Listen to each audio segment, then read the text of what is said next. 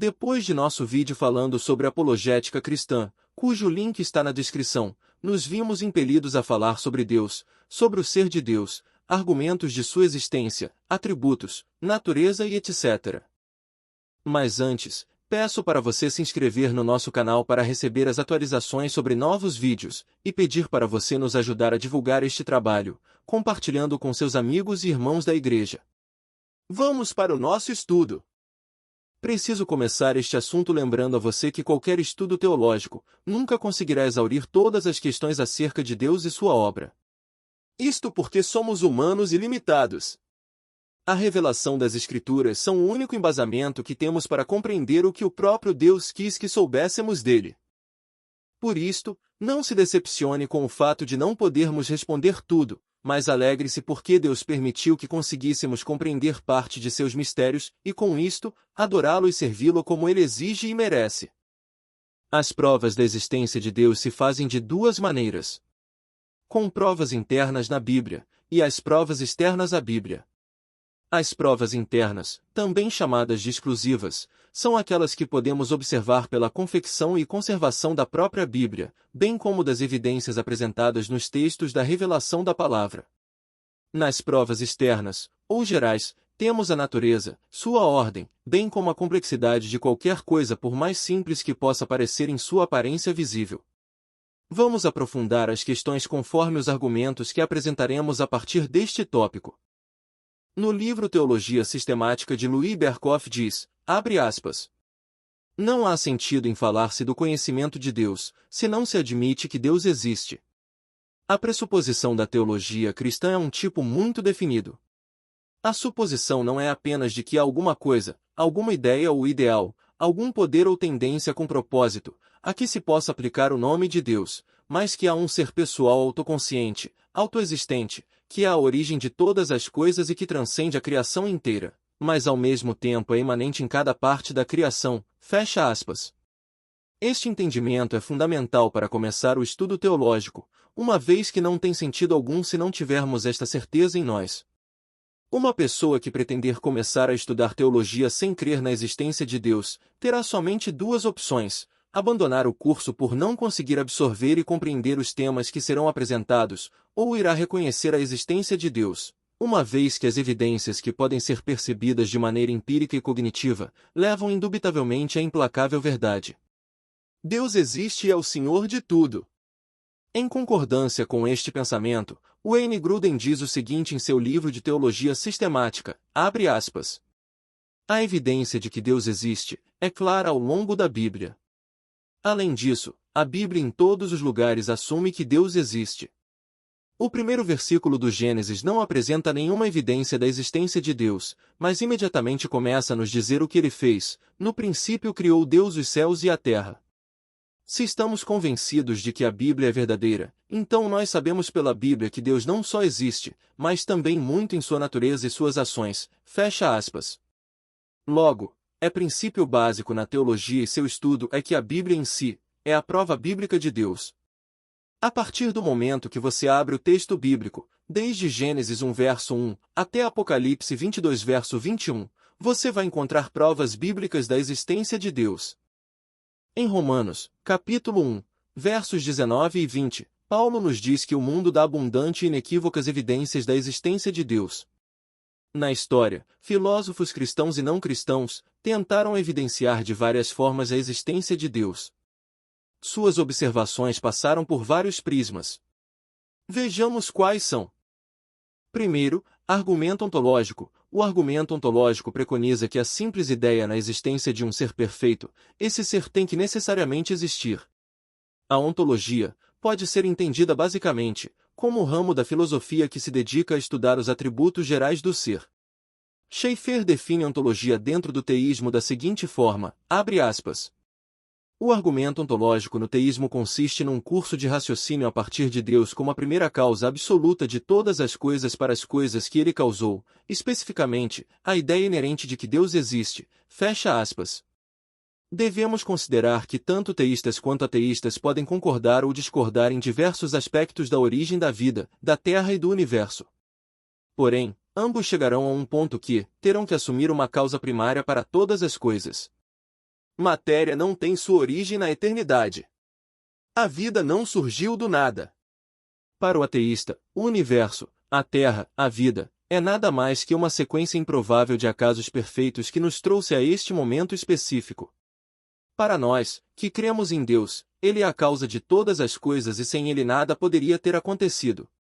Agostinho, em seu livro A Grandeza da Alma, afirma que a alma do homem é semelhante à de Deus, exatamente porque Deus a criou. E ele compara a evidente fraqueza da alma do homem em relação a Deus, com um homem que faz uma pintura conforme a sua semelhança. Em outras palavras, a existência de uma alma evidencia em nós mesmos a necessidade da existência de Deus. Mesmo com a evidente fragilidade de nossa alma em relação ao poder de Deus, não diminui nenhum de seus atributos, assim como a pintura feita por um artista não diminui sua superioridade em relação à sua obra. Segundo, argumento cosmológico. Este é o argumento que defende a ideia de que o universo criado tem que ter uma causa, logo essa causa tem que ser Deus. Em linhas gerais, o argumento cosmológico parte do pressuposto que o universo é o efeito que tem sua origem em uma causa. Basicamente, tudo se baseia em três conceitos fundamentais como elenca Schaeffer, abre aspas. O argumento cosmológico depende da validade de três verdades contribuintes. A. Que cada efeito deve ter uma causa. B. Que o efeito é dependente de sua causa para sua existência. E C. Que a natureza não pode produzir a si mesma. Fecha aspas. Este é um ponto fundamental nas discussões acerca da origem do universo. Filósofos e cientistas ao longo da história já afirmaram todo tipo de absurdo teórico. No passado, declararam a eternidade da matéria. Mais recentemente, colocaram as teorias do universo autocriado ou a teoria do multiverso.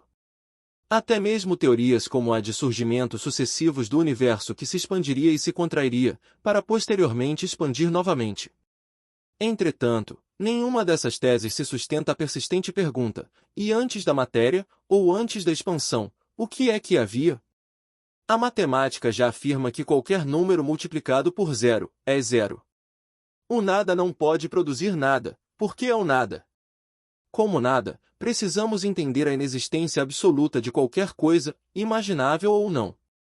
Para a cosmologia judaico-cristã, Deus é a causa absoluta e adequada para o efeito visível que podemos contemplar que é o universo. Terceiro, argumento teleológico, apresentado como subcategoria do argumento cosmológico. As evidências de ordem, harmonia e design no universo, argumenta que seu projeto dá evidências de um propósito inteligente, da palavra grega telos que significa fim ou objetivo. Desde que o universo parece ter sido projetado com um propósito, deve haver um Deus inteligente determinado que o criou para trabalhar dessa forma, como Paulo fala em Romanos, capítulo 1, versos 18 a 20. Me parece óbvio que toda a dimensão do universo, sua complexidade, harmonia, mesmo que caótica aos olhos humanos, está regido por severas regras de funcionamento, e assim como a existência de vida, não pode ser sem um propósito exclusivo. Louis Berkhoff classifica o argumento teleológico como ainda mais excelente do que o cosmológico ao afirmar que o mundo contém evidências de inteligência e propósito.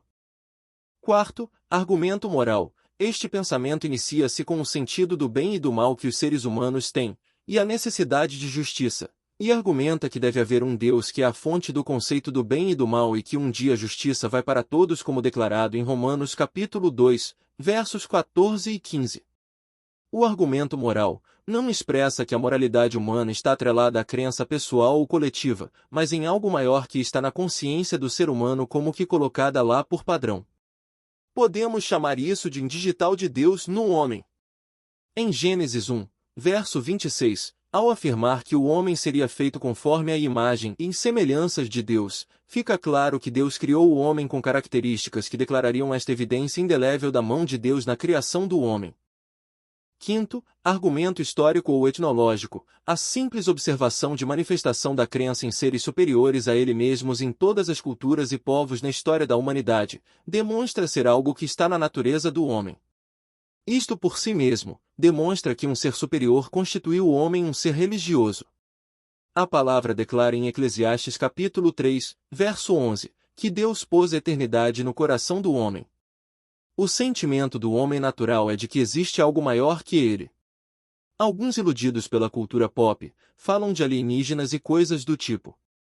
Outros preferem acreditar na transcendência do espírito a tal ponto que poderia alcançar um nirvana, ou uma forma superior de existência que não está neste plano físico. Mas todos, independente de qualquer coisa, percebem a existência de um governo maior do universo. Isto é natural no ser humano, porque Deus colocou isto em nós. Todos estes argumentos sobre a existência de Deus não são provas de que Deus existe para quem não crê. Até mesmo porque não se prova a existência de Deus. A existência de Deus tem que ser experimentada. Estes argumentos servem tão somente para mostrar que a fé não é fruto de um pensamento vazio sem qualquer razão. Não que a fé precise de razão, uma vez que ela é o firme fundamento de tudo o que se espera, sem que se possa ver.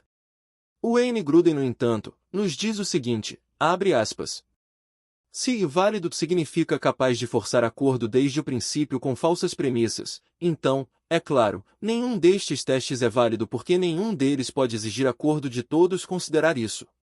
No entanto, isso ocorre porque muitos incrédulos começam com suposições inválidas ou não raciocinar corretamente a partir da evidência, não porque os testes não são válidos em si mesmos. O valor destes testes, então, reside principalmente na superação de algumas das objeções intelectuais dos descrentes. Eles não podem trazer os descrentes a uma fé salvadora, porque isso parece acreditar que o testemunho da Bíblia.